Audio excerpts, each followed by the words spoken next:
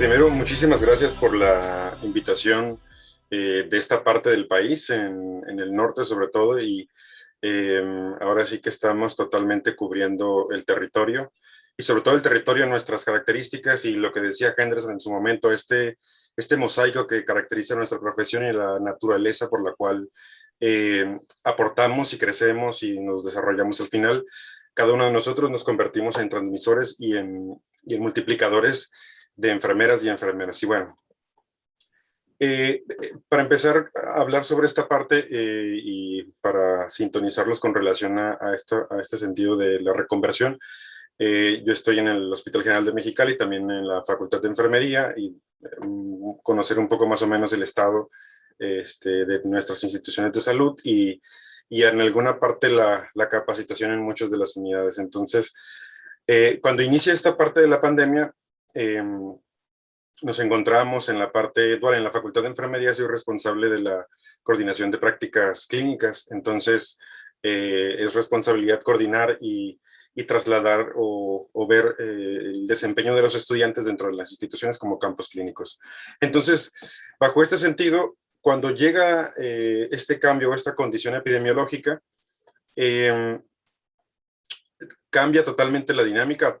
Ya todos hemos escuchado mucha información acerca de esto, pero en estas diapositivas breves vamos a ver, les voy a mostrar este impacto. Esta imagen que está de fondo es realmente lo que parte de las acciones que hicimos, ese color rojo, ese color amarillo para la señalización, los tránsitos, el control, bueno, mucho de esto. Bueno, vamos a continuar. Y eh, para dar inicio a esto, reiterando la felicitación, eh, Florence como personaje internacional o como visión fue uno de los tantos y muchos profesionales y personas que amaron esta profesión y se entregaron totalmente.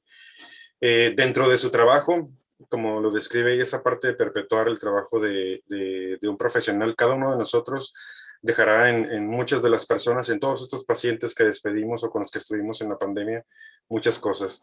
Y bueno, eso es su parte. Para ubicarnos brevemente con relación a esto, hablar de la reconversión, no solamente que cambia la estructura de los hospitales. A principios del inicio de la pandemia se colocaron o se enviaron algunos documentos que la OMS establecía, pero al mismo tiempo esos documentos, algunos eran totalmente funcionales para ciertos países, pero para México tendríamos que hacer adaptaciones, formas y tropicalizar, como comenté en alguna parte, esos lineamientos. Entonces, algo que sí nos quedó de entendimiento es que una reconversión hospitalaria va a iniciar cuando las personas que participaban en ella estén convencidas del camino a seguir. En este proceso, hablando de la conexión hospital y facultad de enfermería de forma local, eh, cuando los estudiantes son extraídos de la práctica, la idea fue, bueno, no nos podemos quedar así, tenemos que actuar, tenemos que trabajar, tenemos que apoyar.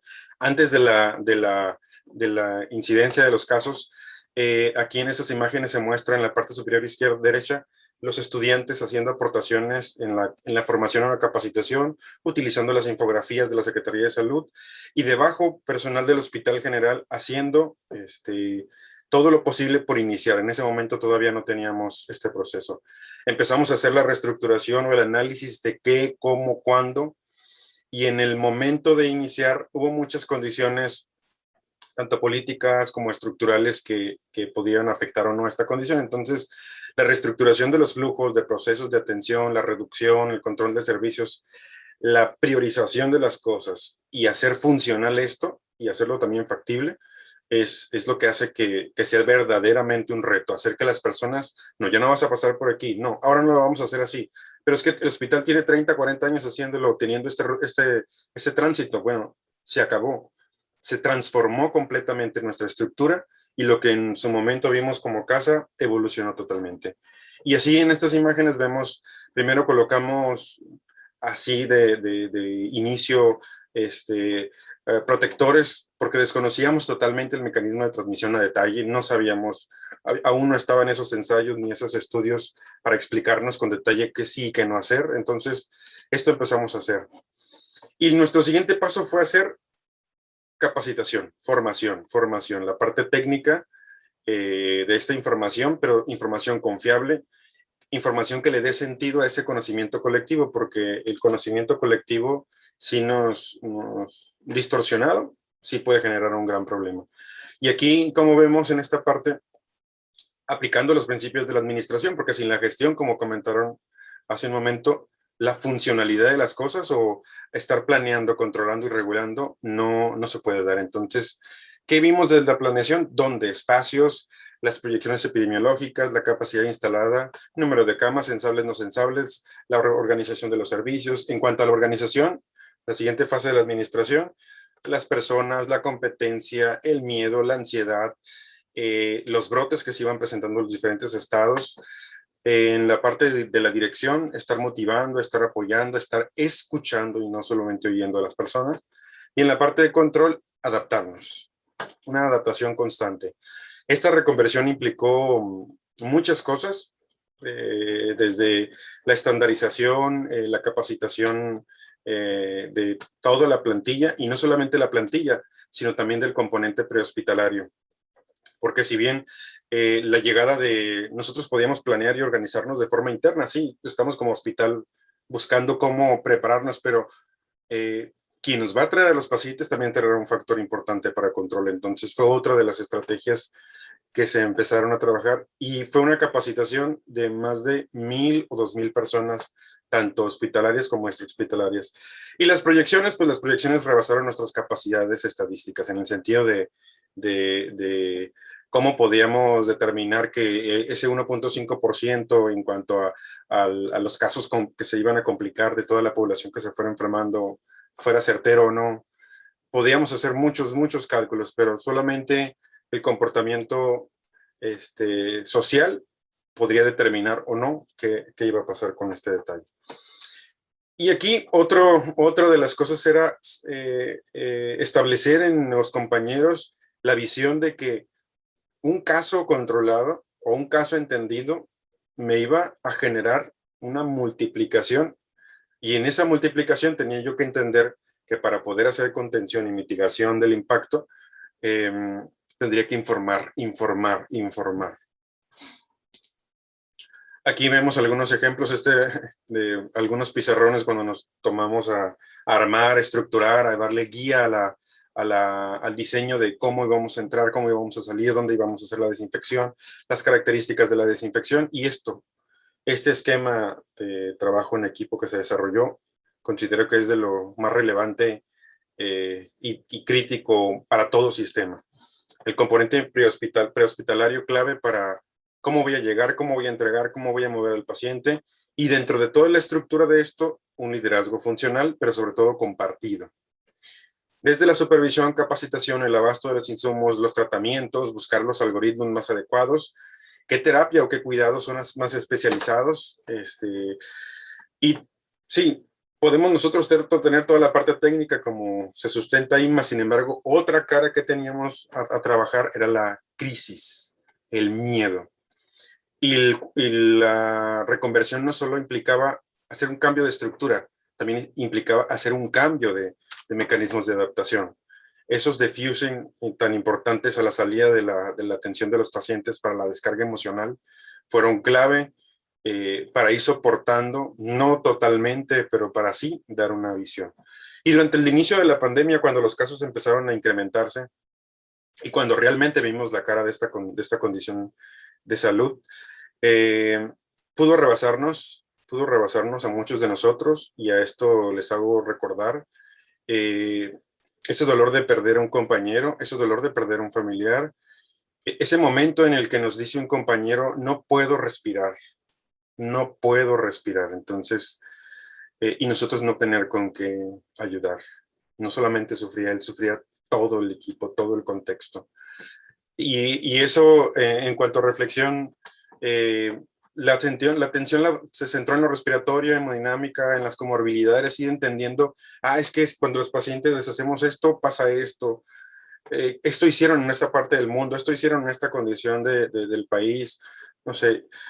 Cosa importante, y aparte la aseguración del equipo de protección personal y los contextos clínicos que todos pudimos haber vivido las divisiones de opiniones técnicas, es que así no es que es incorrecto eso. Yo soy el que más expertos tengo en esto, soy el especialista, pero de pronto el especialista no podía dar respuesta a esta parte. El territorialismo profesional, aunque suene muy extraño, pero fue algo crudo y complejo y totalmente entendido en una crisis. Otra condición que una reconversión presentada, pues incrementa o no el sentido de pertenencia, el sacrificio, el deseo de cuidar, y obviamente el personal que de pie, cayéndose y levantándose está ahí, es el profesional de enfermería. ¿Contra qué? Contra el miedo, contra el oportunismo, contra el estar detrás de la banca, pero estar diciendo cómo tengo que hacer las cosas. Entonces, todas estas condiciones dentro de una reconversión y explicándoles un poco esta experiencia, de pronto llega el incremento de la mortalidad y ya no hay más que, no hay camas a la entrada de urgencias. ¿Qué hacemos? Tenemos que desalojar, tenemos que mover, tenemos que hacer las estrategias, y esto es 2 de la mañana, 3 de la mañana, todos los días, estar esperando a que nos enfermemos tal vez, pero aplicando todo lo posible para dar y ayudar. Porque no teníamos un tratamiento preciso, la historia natural era totalmente incierta, y estábamos aprendiendo a vivir con esta parte de protegernos. Otra condición de esta reconversión era el impacto social, el protagonismo que podemos ver, que es muy fácil expresar, pero como decía por ahí una canción, pretendo ser feliz aunque no obtenga la ovación, y esa parte de ser feliz es ayudar a los demás. Y esta otra cara de la reconversión, el perder la identidad, la forma en la que igual nos sobreprotegimos por el desconocimiento, por el conocimiento agregado, cómo esto lastimó nuestros rostros, pero no solamente lastimó nuestros rostros, sino que generó ese sufrimiento de despedir a tantas personas. Y dentro de todo esto, esta imagen en algún momento de los meses muestra noches o días en los que la única cosa que podíamos hacer era fortalecernos entre nosotros. ¿Qué hicimos o qué empezamos a aprender cuando esto empezó a hacer con un gran impacto para todos? Centrarnos en la humanidad de nuestras acciones, en esencia. ¿Y cómo entendemos esto? Pues empezamos a trabajar mucho la parte tanatológica, a personalizar, a acompañar y a entender que a veces vamos a despedir y no vamos a poder generar un cambio en salud, sino que aún en ese momento de la vida, como una de las teóricas comenta, le comenzamos a dar dignidad y fortaleza y fuerza a esas familias y a esas personas y a los compañeros. Y trabajamos mucho esta parte de la salud mental, la salud relacional, la salud emocional, haciendo una cantidad de actividades con el apoyo voluntariado de psicólogos, a la salida de los compañeros del turno nocturnos y matutinos, estar haciendo diffusing, descargas inseparables. Entonces, el humanismo en esta reflexión es entender que ese pequeño copo de nieve, esas pequeñas palabras o acciones que hacemos con los pacientes, impactan sustantivamente en el todo. Detrás de esta imagen, este es uno de los pisos de la atención, colocábamos y agregábamos todo lo que podíamos hacer para sentir y estar con los compañeros y trabajar en el sentido de no dejar solo a nadie. En esta frase comparto, dice, la enfermería es el compromiso, la presencia, el amor, pero nosotros en esta parte de compromiso, presencia y amor, recordar que con la inteligencia y el corazón y nuestras manos como instrumentos, atendemos esa aflicción, ese dolor, y jamás entender que debemos de solamente visionar la inteligencia, ¿no? La inteligencia está acompañada de la humanidad. Aquí, acciones o ejemplos de esta condición, por ejemplo, la salida de las áreas, una vez colocábamos un pequeño dulce, un pequeño alimento, algo que les pudiera animar, palabras, frases, estructuras.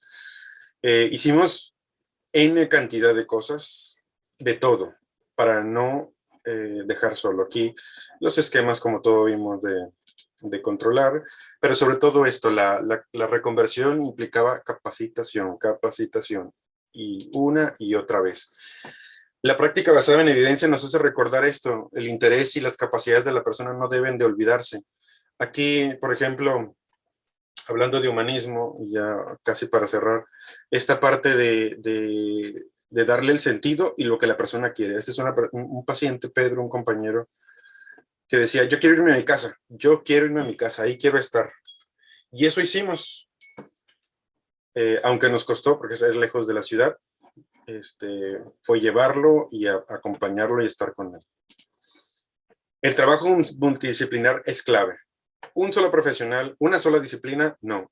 Todas las disciplinas, todos los equipos, todas las personas hacen que las cosas funcionen.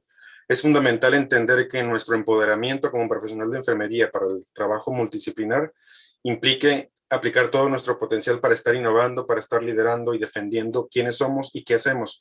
El ejemplo de los programas de vacunación por siglos, por décadas ha generado mucho esto, pero recordar también que la innovación, el liderazgo y la defensa no son funcionales cuando olvidamos el interés principal, que es la persona. Aquí hay ejemplos de lo que hacíamos en las áreas COVID es, si quiere café el paciente, va a tener un café. Quiere un pan, va a tener un pan. ¿Por qué? Porque es lo que necesitaba en ese momento. Logró salir, lo acompañamos. Hubo tanta ayuda, pero tantas personas, aquí se crearon áreas de descanso y sobre todo espacios para fortalecer y animar y estar haciéndole saber al personal que no estaba solo. La muerte pone a prueba todas nuestras capacidades, donde la visión humanista es parte del interés principal del hacer.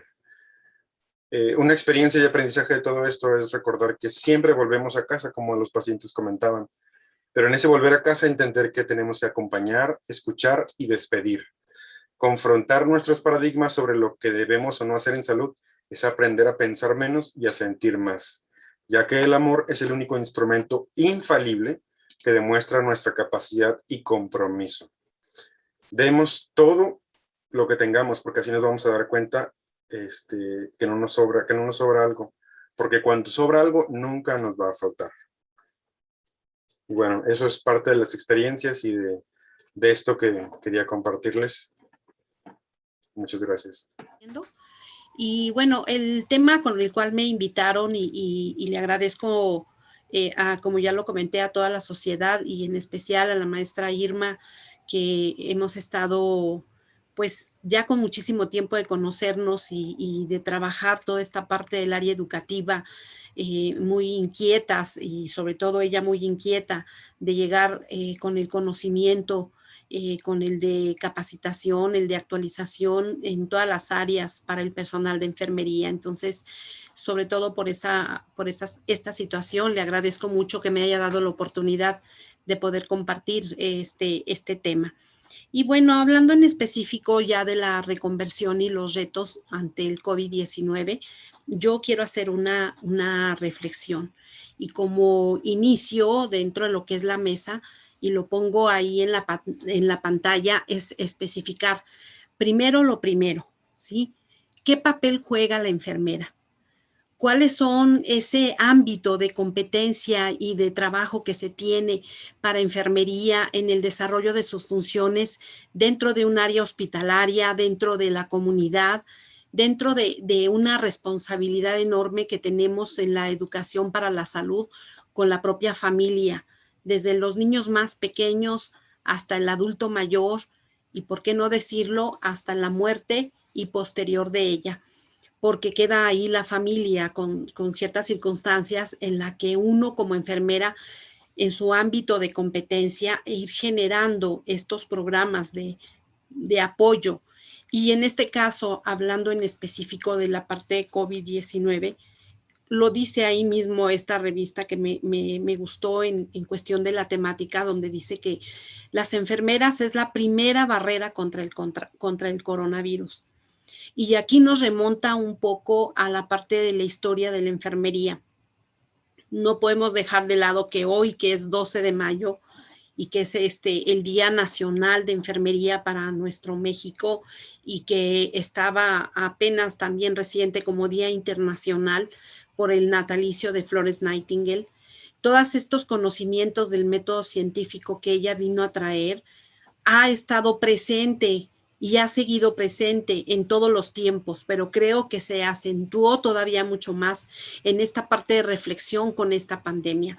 Y ahorita lo vamos a mencionar por qué. Entonces, no olvidemos cuál es el papel de nosotros como enfermeras.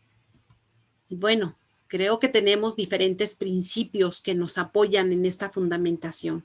Y uno de ellos, y muy importante, es que es fundar los sistemas de salud con los principios de equidad, prevención de la enfermedad y promoción de la salud, ¿sí?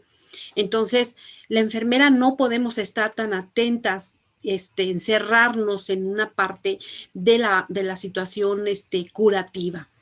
Esto me lleva a reflexionar un poco en cuestión de la historia natural de la enfermedad, con sus diferentes etapas, desde la triada ecológica de este ambiente, de este huésped, de esa relación que se tiene para poder provocar alguna situación que ya no es normal en la parte de la salud, y que dependiendo de este tipo de complicaciones es como nosotros o las mismas patologías que se van desarrollando nos van permitiendo tener un acercamiento, ya sea en primer nivel, en segundo nivel o en una atención terciaria.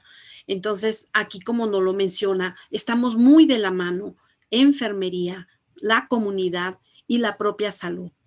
Y para esto, pues nosotros, el personal de enfermería, debemos de estar muy atentos en cuestión de no nada más de esta pandemia, sino también de las endemias que se han estado presentando, de toda la situación crítica que tenemos de las enfermedades que son que son transmisibles y que no son transmisibles en los diferentes grupos de edad, para poder acercarnos, ¿sí? Con esta parte de conocimiento. Y con esto me voy a otro principio, que es precisamente el de mejorar las condiciones de vida, es decir, las circunstancias en las que la población nace, crece, vive, trabaja y envejece.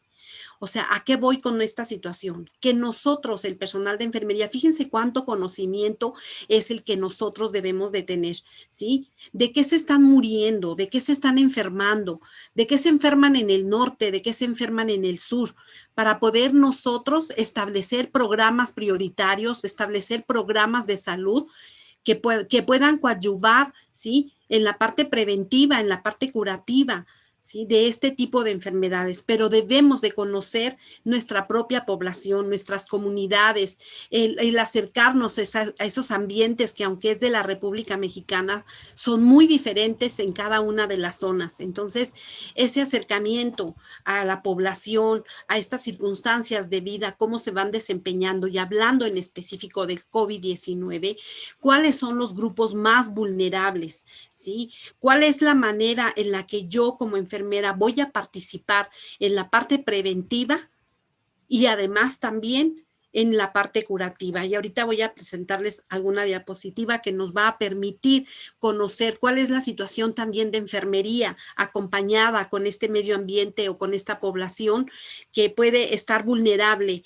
en su situación de salud. Entonces, esto nos lleva a tener un conocimiento sobre qué. Y miren, aquí muy en específico hablando de COVID-19, que justamente nos sorprende a nivel mundial, a todas las áreas, no nada más al área de la salud, que claro que es la primera, porque es una mayor repercusión hacia la atención hacia este tipo de pacientes, pero yo me recuerdo todavía en esta parte de la historia, y aquí se los presento,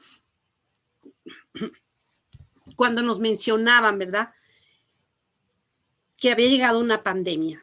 Entonces, este conocimiento nos dice que el 30 de enero del 2020, la OMS declara el brote como emergencia de salud pública de preocupación internacional. Cuando nosotros llegamos a escuchar esto y que dijimos, pues esto es en China, esto es en los otros países, estamos muy lejos de poder tener una situación crítica que pueda llegar a México. ¿Cuántas cosas no hemos escuchado del otro mundo, por decirlo, en el desarrollo que se tiene con los otros países? Y pues son países de tercer mundo que que pueden enfrentar esta situación y que quizás se pueda amortiguar para que no llegue a México, ¿no? Y entonces, ¿qué pasa el 11 de febrero? Pues la OMS nombra a la enfermedad COVID-19 y al virus SARS-CoV-2, pero todavía esto mucho más crítico, porque el 11 de marzo del 2020, la OMS declara a esta enfermedad una pandemia, ¿sí? Una pandemia que entramos en situaciones emergentes, como su nombre lo indica, ¿verdad? Por el aumento de estos procesos infecciosos y que volvemos a lo mismo, que aunque somos personal de la salud, estábamos y seguimos todavía en algunas situaciones, desconocemos, ¿verdad? Cómo se está llevando a cabo este virus, cómo puede tener una transformación, cómo puede tener una protección para las personas que ya enfermaron, las personas que ya nos vacunaron, etcétera. O sea, todavía está en esa duda. Entonces, este trabajo tan importante en nosotros como enfermeras, y lo recalco en esta y en cualquiera de las otras diapositivas que voy a presentar, tiene que ver con el conocimiento, tiene que ver con la educación, tiene que ver con la actualización de lo que está sucediendo en el mundo y en este momento en nuestro país con esta pandemia. Y bueno, una de las características muy importantes en cuestión de los retos que nosotros tenemos es disminuir el riesgo, ¿sí? Ok, vamos a disminuir el riesgo de infección, disminuir el riesgo, diría yo, de la programación de todo nuestro personal y la programación en cuestión de la atención primaria como una estrategia cuya finalidad es la transformación de la situación en salud, y nos lo marca muy bien los cubos que estamos presentando, porque es en la prevención primaria, en la prevención secundaria y en la prevención terciaria. ¿Y esto qué implica? Ciertamente, bueno, que necesitamos conocer o necesitamos implementar modelos de atención de salud que debe basarse en sistemas eficaces de atención primaria. Y miren, no tiene mucho tiempo que precisamente salió hablando de estos programas nacionales de salud, ¿sí? El de llevar a cabo un programa nacional de salud que se lleva a través de diagnóstico de necesidades, a través de diagnóstico de salud, y como lo comentaba, el de conocer de qué se están enfermando las personas en nuestra comunidad. Y con este diagnóstico tenemos y establecemos programas de atención, elaboramos estrategias y líneas de acción. Esto que nos es muy conocido porque los programas basados en este caso en el desarrollo de nuestro, pues digamos que de nuestro México, está enfocado a estos programas nacionales de salud. Y bueno, lo anoto con letras grandes, que viene siendo lo que es la educación. Y nuevamente, hablando de lo que les comentaba hace un momento, fíjense cómo tenemos que hacer este estudio, no nada más de la parte de lo que se están enfermando los pacientes, también reconocer cuál es la posición que tenemos nosotras como enfermeras y enfermeros, ¿sí? ¿Cuál es el nivel de educación que se tiene a nivel nacional, ¿sí? ¿Cuántas enfermeras auxiliares tenemos? ¿Cuántas enfermeras generales? ¿Cuántas enfermeras especialistas? ¿Sí? ¿Cuántas en área de posgrado? ¿Y cuál es el papel que cada una de nosotros estamos desempeñando en nuestras áreas en las que nosotros nos desarrollamos? Y miren que esto es crítico, porque si ustedes ven estas cifras, ¿sí? Tenemos un porcentaje que podemos ir viendo que en el proceso de profesionalización, pues vamos en una situación lenta. ¿Sí? Lenta en el sentido en que se siguen generando auxiliares de enfermería, ¿sí? Que tardamos mucho más tiempo para llevarlas a ese nivel de profesionalización a través de que puedan utilizar un método científico, una parte de responsabilidad en el cuidado de la salud de los pacientes. Y lo más crítico es que la mayor parte del personal que se encuentra en las áreas de primer nivel de atención son auxiliares de enfermería. Y miren, hablando de otra de las diapositivas, aquí déjenme checar que ya no quiere pasar. Bueno, nos habla en este orden de cuáles son las estrategias que ya se han estado implementando, que tienen ya muchísimo tiempo, no es algo nuevo, ¿sí? como cuál, este paquete básico de servicios de salud, el de conocer este programa de acciones específicas con los diferentes grupos de edad, y hablando en cuestión de la atención primaria, ¿sí? Este reforzamiento de cada uno de los grupos de edad, hacia dónde los estamos llevando, hacia el conocimiento de las patologías que cada uno de estos grupos está aquejándose. Y entonces aquí la pregunta, ¿retos? ¿Deberían de ser retos? ¿O realmente esta parte de retos y de reconversión de lo que se está hablando siempre ha estado presente? ¿Sí? Les decía yo, hablando de Florence Nightingale, ¿cuánto tiempo tiene de que ella nos hablaba el uso del método científico, la parte de la higiene, la parte de la limpieza, la parte de ese ambiente, ¿sí? De la prevención de todos estos procesos infecciosos? Y parece así como que pues no sabía ni cómo decirlo, pero la importancia que tiene el que la enfermera, ¿sí? A través de estos conocimientos que nos ha generado, y hablando nuevamente de Florence Nightingale, en la parte preventiva, ¿sí? Y que seguimos hablando de la higiene y lavado de manos. Entonces, ¿es un reto o es sencillamente reconocer y darle pauta, acelerar ese proceso de conocimiento hacia lo que ya se nos había dado mucho antes, ¿sí? Entonces, hay programas prioritarios muy importantes que sí se tendrán que reforzar nuevamente con un enfoque, y aquí les voy a presentar, con un enfoque hacia dónde. Bueno, hacia el primer nivel de atención.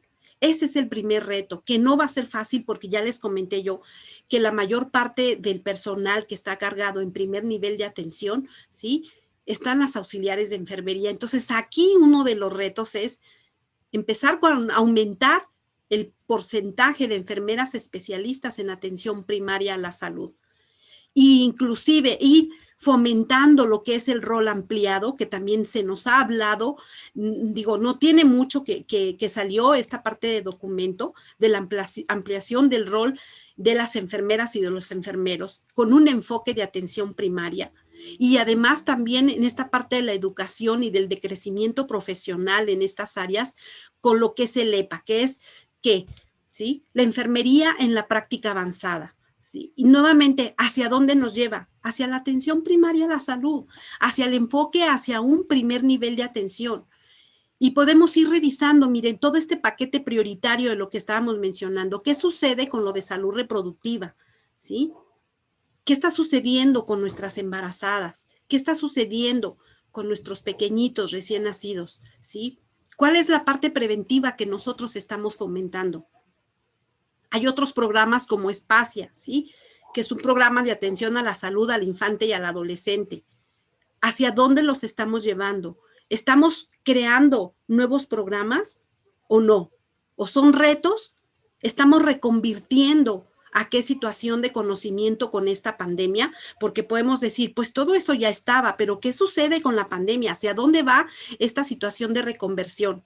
Yo creo que cada uno de estos programas se deben de fortalecer hacia esa parte preventiva, ¿sí? PASA, que es un programa de atención a la salud al adulto, ¿sí? Y al adulto mayor. Zoonosis, micobacteriosis, ¿qué está sucediendo con los procesos infecciosos? ¿Cómo inciden? Y miren, aquí lo pongo en el centro. Todo lo que nos han venido trabajando, inclusive con carteles, con promociones. Y escuchaba yo una noticia que quiero comentarles que decían que en este periodo de este año 2020 habían disminuido los problemas infecciosos, no hablando de COVID-19, sino de los problemas de infecciones respiratorias. ¿Por qué será? ¿Qué tuvo que ver con esta situación de cuidado? ¿Sí? Con esta situación del uso del cubrebocas, con el lavado de manos, con la sana distancia, ¿sí? El aislamiento en cierta manera, bien cuidado, ¿sí? Hacia todos nuestros pacientes, hacia dónde nos está llevando esta pandemia, ¿realmente a un reto o no? Y yo les pongo esta diapositiva porque aparte me encanta que solamente no es el enfoque hacia educación para la salud, hacia los pacientes. El enfoque de la atención hacia la salud también tiene que ser con el profesional, ¿sí? Con nosotros como personal de la salud, médicos, enfermeras, psicólogas, trabajo social, todo el equipo multidisciplinario que participamos. Y para eso hay programas específicos en las cuales nos van a ayudar a mantener nuestra salud y poder proyectar esta parte de salud hacia la comunidad. Y bueno, como conclusión, quiero mencionarles que la salud es una condición elemental para el bienestar de las personas. Además, forma parte del capital humano para desarrollar todo su potencial a lo largo de la vida. Fíjense, qué importante es toda esta parte. Entonces, nuevamente la pregunta, ¿cuál es el reto? ¿Cuál es el proceso de reconversión que te toca a ti y a mí llevar de la mano para poder mejorar este estado de salud de la población, de la comunidad y de nosotros mismos en enfermería? Y esta última diapositiva que me llamó la atención ponerla, miren lo que dice, ¿sabe, señorita Marta? Desde hace 2 días que me siento mejor, ¿sí? Dice el paciente. Y dice la enfermera, ¿cómo es eso, don Remigio? Y le dice, pues la huelga de médicos lleva 2 días que nadie me dice que tengo la presión por las nubes, el colesterol, ¿verdad? Disparado y las transaminases fuera de sí. Entonces, dice abajo, hay 2 formas de no estar enfermo. La primera es no estarlo. La segunda, que no te lo digan, ¿sí? Ahí se queda de reflexión. Muchas gracias, maestro. Les agradezco la invitación y el poder estar con ustedes este día que sabemos que estamos celebrando. Digo celebrando porque sobre todo a las personas que nos encontramos en este momento presentes, pues pasan 2 cosas. 1, el que estemos aquí porque no nos enfermamos, y 2, porque nos enfermamos pero nos recuperamos. También pido la admiración de todos ustedes y de mi parte y reconocimiento también a aquellas personas que ya no están con nosotros, que también fueron víctimas de esta pandemia que nos vino a cambiar la vida a todos. Y sobre todo nos vino a cambiar la vida en el área del área médica, tanto de enfermería como médicos y todo el personal de salud.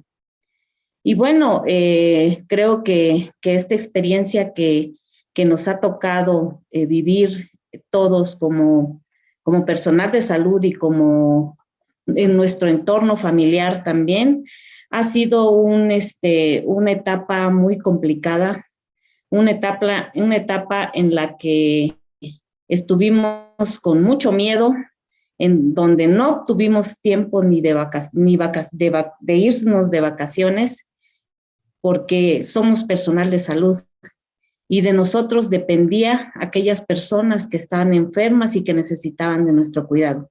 Es por ello que mi reconocimiento va más allá de lo normal. Hoy me quito el sombrero por todas aquellas enfermeras y enfermeros que se encuentran al frente de esta pandemia, que nos dejó, nos está dejando, digo, porque todavía no ha terminado, pero nos ha dejado muchas secuelas. Y bueno, pues siguiendo la secuencia de los temas, pues nos toca el día de hoy hablar de la reconversión y retos ante el COVID-19. Es importante mencionar qué es lo que significó para nosotros esta reconversión. Las reconversiones hospitalarias fueron estrategias urgentes que se tomaron decisiones en ese momento con la finalidad de contener esta pandemia, de contener a estos pacientes y de evitar que esta enfermedad se diseminara aún más de lo que vimos que se desbordó. Y como consecuencia, una inspiración mundial e histórica que fue obtenida a partir de la vivencia de previas catastróficas pandemias, como también así lo vivimos en México en el año 2009, cuando tuvimos los casos de influenza.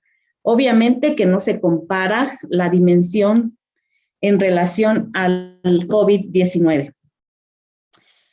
Bueno, existe un documento en donde se nos envió los lineamientos de reconversión hospitalaria, en la cual pues no estábamos preparados para hacer esta reconversión. Sin embargo, creo que cada institución, desde hospitales de tercer nivel como de segundo nivel y aún las clínicas de primer nivel, tuvieron que hacer esta reconversión.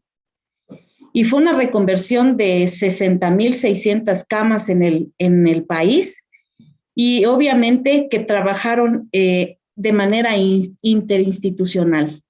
Se unieron todo el sector salud para hacer este cambio. Por primera vez veo que nos hemos unido como sector salud, no como enfermeras del ISSSTE, ni como enfermeras del IMSS, ni como enfermeras de la Secretaría de Salud, y entre otras. Y con esto logramos, pues, tal vez no completar lo que realmente se necesitaba de acuerdo a las necesidades que teníamos en su momento cuando se nos presentaron los picos de esta pandemia, cuando no teníamos camas para poder atender a esos pacientes, cuando habían pacientes que nos decían y nos pedían una cama con oxígeno para que pudieran ellos sentir esa esperanza de recuperarse, y pues definitivamente no era posible. Por lo tanto, creo que para todo el personal de salud fue una situación muy complicada. Y bueno, aquí vemos la distribución de cómo fueron aportando las camas por cada institución. Y bueno, en este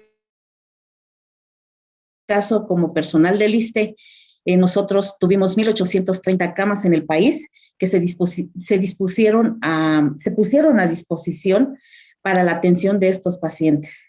Y también es importante comentarles que hubo reconversión total de esos hospitales, en donde se nos olvidaron la atención de los pacientes que no eran considerados como COVID. Y no quiere decir que esto se haya terminado o que estos padecimientos se hayan olvidado o no se presentaron. Estos padecimientos se quedaron en un estatus en el que no podían asistir a las consultas, no podían obtener los medicamentos que necesitaban, tampoco tenían esa oportunidad de recuperarse como todos los demás. Y bueno, pues también nos dimos cuenta que la iniciativa privada participa también en esta pandemia, en donde también tuvimos que tener ese apoyo de estos hospitales privados para que pudiéramos solventar los problemas de salud que ya teníamos en este momento. Y sobre todo esas enfermedades que están en primer nivel nacional o en segundo nivel nacional, como las enfermedades crónicas, las enfermedades crónicas como hipertensión, diabetes, obesidad, sobrepeso, etcétera, etcétera, y todas las enfermedades que tenemos en cada una de las instituciones.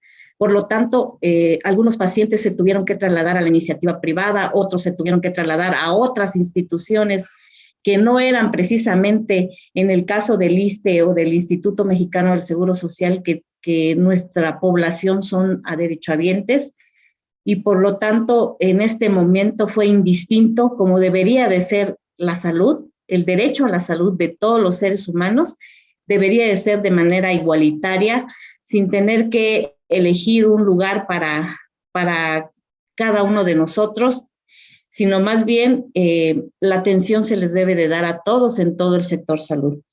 Pero bueno, fue una etapa en donde nos permitió consolidar esta fase de la fusión de los institutos. Esto también no lo esperábamos, que en esta reconversión hospitalaria tuviéramos que, pues, apoyarnos desde ese punto de vista. También en la Ciudad de México el Centro Banamex, que también es una empresa privada, donó su área para hacer un área de COVID, que fue de manera temporal, pero aún así creo que ayudó a poder darles la oportunidad de que estos pacientes tuvieran en donde internarse. Y bueno, otro de los factores que tuvimos problemas es el capital humano, el recurso humano. En el área de enfermería específicamente, en donde históricamente ya sabemos que hay un déficit de personal aproximadamente entre un 40 a 45%.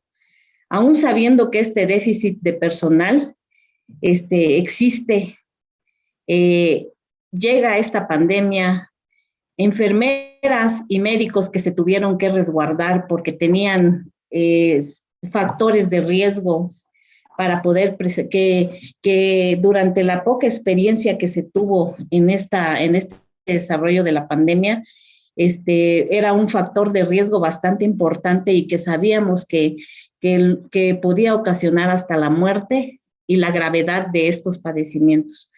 Por lo tanto, más del 50% del personal de enfermería y médicos se tuvieron que resguardar. ¿Cómo sacamos esta pandemia? ¿Cómo lo sacamos? Tuvimos que recurrir, a aquellas personas con falta de experiencia, sin título, sin cédula. Lo que queríamos era alguien que pudiera atender esos pacientes. Enfrentamos muchos retos y no lo digo con el afán de culpar a nuestro gremio, para nada, de ninguna manera. Lo digo porque la situación se dio así y porque nadie, ni siquiera los médicos, estaban preparados para poder atender esta pandemia. No había un tratamiento establecido, no había un cuidado específico. Podíamos tener cuidados específicos y los cuidados que normalmente conocemos y le damos a un paciente, lo podíamos hacer, pero en este tipo de pacientes eran otros tipos de cuidados que no sabíamos cómo hacerle, porque simplemente, y pongo un claro ejemplo, que es el cambio de posición, que teníamos que tener a estos pacientes pronado. ¿Y esto qué fue lo que sucedió? Que se empezaron a ulcerar. Y no precisamente porque sabemos que las úlceras por presión, si somos nosotros las responsables de prevenir esas úlceras. Sin embargo, aquí yo no culparía a nadie porque desafortunadamente no podíamos estar movilizando al paciente como está establecido ya cada 2 horas para evitar las úlceras por presión y que ya está científicamente comprobado. No podíamos hacerlo. ¿Por qué? Porque si nosotros movilizábamos ese paciente se complicaba. Ese paciente se llegaba a tener una gravedad en la que estaba en riesgo su vida. Entonces, por lo tanto, aquí se nos fueron de control muchas cosas, pero no quiere decir que nosotros seamos los responsables de esto. Entonces, hablo de la responsabilidad y de lo que nos encontramos más bien a qué nos enfrentamos en esta pandemia, qué era lo que teníamos que hacer y que no sabíamos definitivamente. Vimos que se les daba múltiples tratamientos y nosotros teníamos que hacer nuestros cuidados que ya tenemos establecidos, pero aún así veíamos que muchas personas no pudieron recuperarse de esta enfermedad. Entonces, también nos dimos cuenta y retomo aquí lo que la maestra Lupita comentó hace un momento. Todos estamos centrados en la enfermedad. Es morbicéntrico. ¿Por qué? Porque todos tenemos nuestros recursos en el segundo nivel y en el tercer nivel. Haciendo un análisis que se hizo en el ISSSTE, en el diagnóstico situacional del ISSSTE a nivel nacional, nos dimos cuenta que más del 50% del personal lo tenemos en el segundo nivel, más el 30 o el 40% lo tenemos en el tercer nivel y solamente tenemos un 12% en el primer nivel de atención. Y estoy totalmente de acuerdo en enfocarnos en la atención primaria de la salud.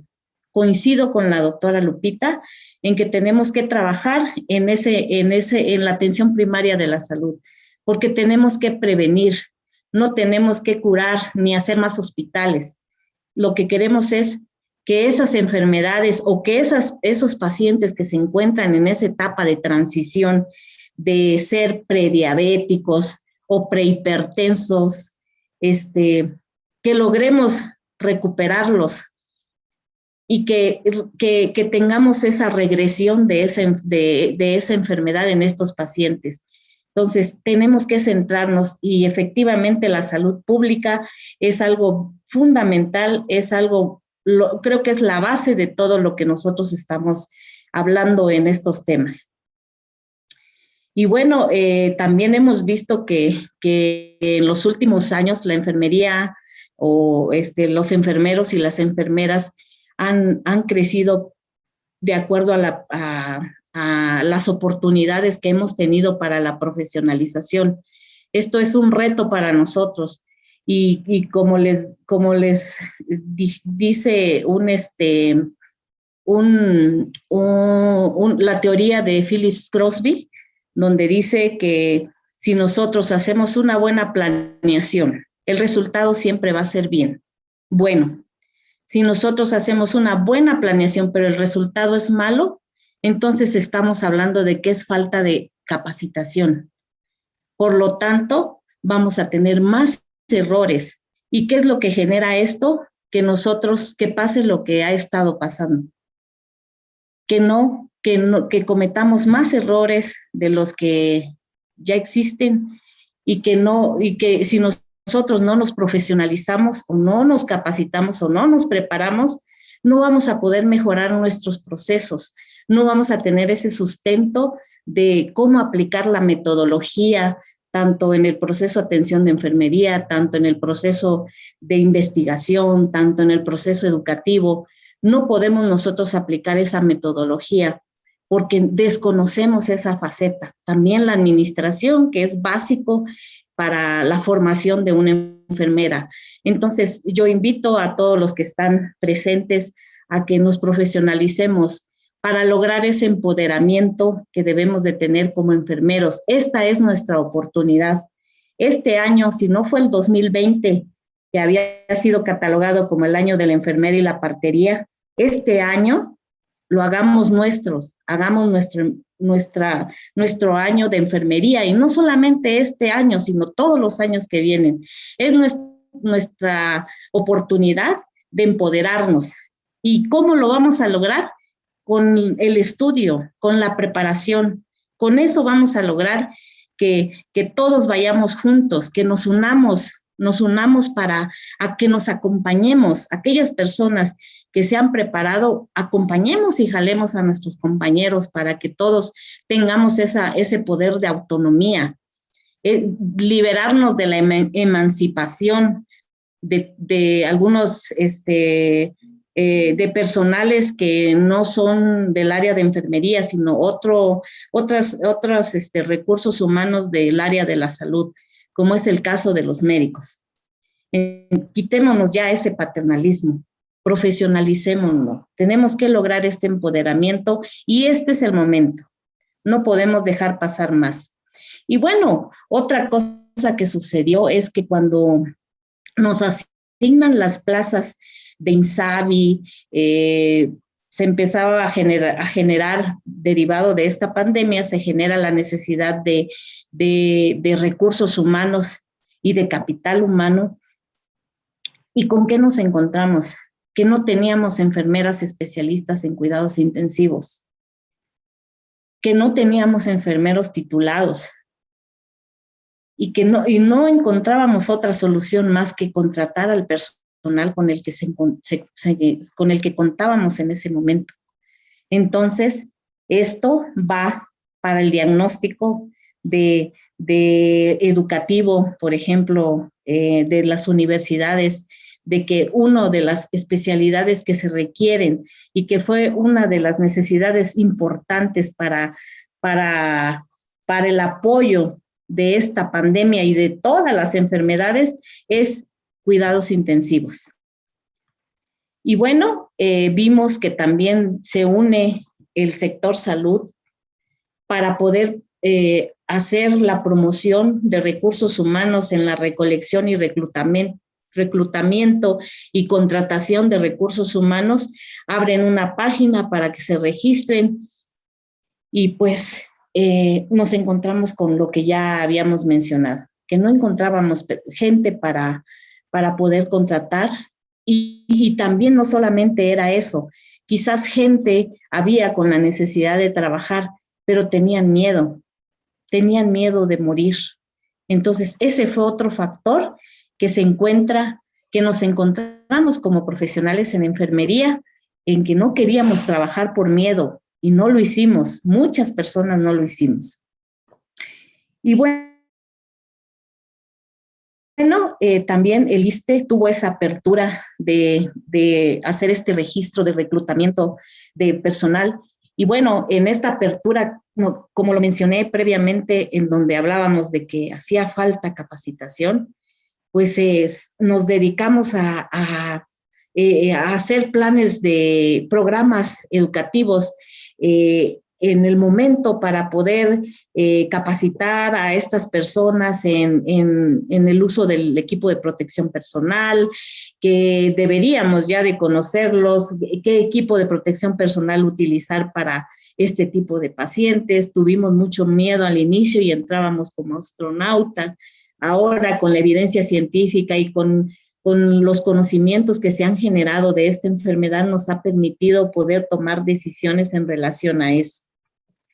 Y bueno, también nosotros, tanto como Instituto del ISSSTE o como Secretaría de Salud, sacamos muchísimas guías, alrededor de 12 guías con actualizaciones de cada una de ellas, como apoyo para la atención de estos pacientes. También contamos con infografías que nos ayudaron a poder enfrentarnos con esto. Y bueno, uno de los retos, esto es invertir en la ciencia, en la tecnología. También aprendimos a aprender a través de la tecnología. Cambia totalmente también el sistema educativo. El sistema educativo se dejó de hacer presencial y se volvió virtual. Aprendimos a utilizar la tecnología porque no había de otra, sí o sí. También eso nos sirvió conocer esta parte. Y bueno, también siento que la enfermería, otro de los retos es tener las bases educativas en el manejo de la tecnología para poder capacitarse a través de este medio y ver que es una opción también de educación este tipo de medios tecnológicos. Incluso hasta los teléfonos celulares fueron parte de herramientas educativas que se necesitaron. Y bueno, también quiero mencionar que en la actualización que hizo el Consejo Internacional de Enfermeras sobre la COVID, en un análisis de un año de esta pandemia, se encuentra que enfermeras principalmente y profesionales de la salud se encontraron en un estatus de estrés muy intenso. Se incrementó el estrés, el síndrome de burnout también. Por lo tanto, creo que una de las estrategias que se deben de tomar en estas situaciones, aparte de la atención, ahora sí que regresando a lo de la atención primaria de la salud, hacer equipos multidisciplinarios en donde puedan intervenir psicólogos, psiquiatras, que puedan actuar con este grupo de personas, que en este caso es el personal de salud, que se puedan hacer intervenciones con ellos de orientación, de apoyo emocional, porque el personal está muy desgastado. También nos encontramos con esta situación, aparte del burnout, nos encontramos con úlceras que presentaban el personal de salud, enfermeras, en donde tenían que usar estos dispositivos de protección y en donde se lesionaban algunas compañeras que yo pude ver y observar que con el uso de los lentes, al momento de succionar se generaban esos equimosis que se presentaban en la cara, aparte de las úlceras por presión. Entonces, ese es otro de las consecuencias que nosotros tuvimos. Y bueno, ¿qué les puedo decir? En el que nosotros queríamos abrazar a un familiar, en el que también queríamos llegar a casa y lo primero que queríamos era abrazar a nuestros hijos, a nuestros papás, a nuestra pareja, a nuestros hermanos, a la familia, a los amigos, y no podíamos hacerlos, porque nos teníamos que bañarnos, alejarnos, porque teníamos de contagiar a nuestra familia, y nuestros hijos nos aclamaban esos abrazos, aclamaban ese acercamiento, y no lo podíamos hacer. Entonces, yo felicito, de verdad, felicito con todo el corazón a esos enfermeros que se enfrentaron ante este reto.